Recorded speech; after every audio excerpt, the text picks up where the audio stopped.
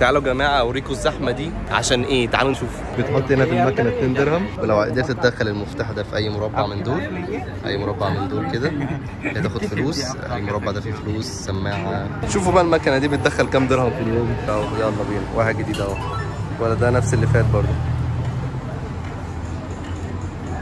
عندهم حلم يا عيني. يا ولد يلا العب. صعبانين عليا والله. هيبدأ بقى ايه يعليه شوية. هي اللعبة هنا كلها بص. هيبدأ يطلع تاني اهو. يلا حط كسبه مكسبه. عنده امل يا عيني. بيحاول يظبط اتجاهه. يرفع دي لفوق.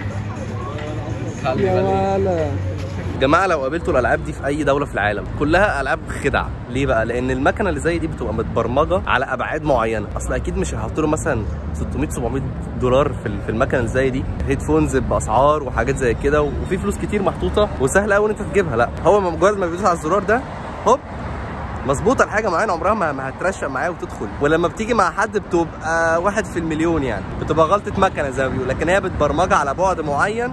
مهما هو اتشقلب هي لازم تخش في الوقت ده.